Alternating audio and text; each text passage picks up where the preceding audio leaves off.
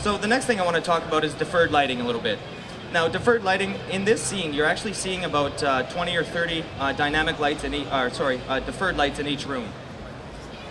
So a lot of the times what we do, we like to darken certain areas of the room, just so you get even better ambient occlusion sort of effect. And here's one of the deferred lights that we would use for that. It's a little darkening light that I have in here. What's pretty cool though is I can just copy this light, and maybe I want to do a little bit more lighting changes within this level here. So now this isn't very obvious yet, so I'm going to change some values here. Maybe make this a nice green. And like you can see, that's updating on the consoles. So the cool thing about deferred lights is obviously we get some specular and depth into it, so it's not just like a fill light. It's much, much better. As well, we can do texture projection. Texture projection is pretty fun. You can do some really, really funky stuff with them, so let's see what we got here. There we go, this is my sort of disco one. And I got this projecting in all directions, so I'm just going to up the radius on this. So you see, I could have it fill the entire room. And again, all this is updating on consoles, and I get this real-time feedback. I can see exactly what I'm doing, so it's really, really nice.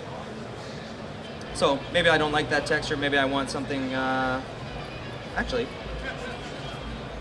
Yeah, the PS3 is. It's okay, I already told them.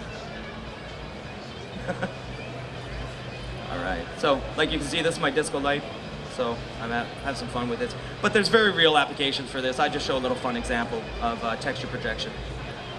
One of the ways that we use this, obviously you notice that when I was showing you the time of day, the sun's actually coming from this direction, so it'd be very tricky for me to get a shadow coming off this window. So this is a really nice place that we would use a texture projection like you can see on the ground here. So if I grab this texture projection light, you can see as I move that around, it actually just kills the illusion for you, but sorry, this is how we do it. Obviously this is a good way for us to get really, really nice lighting conditions on console.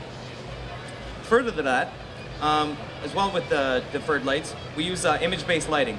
So image-based lighting basically gives us the ability to have a really, really big light, fill the area, but have depth, specular, and color.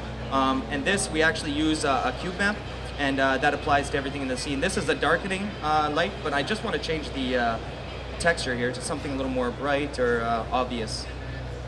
So we can change the entire environment very, very quickly with just a simple cube map. So I'm just going to up the value on that. So if I turn that off and on, you can see it's a very different look. And again, this is minute stuff, but it's really, really important when you're working on interiors. So further to this, actually no, that's it with deferred lights. Let's not talk about those anymore.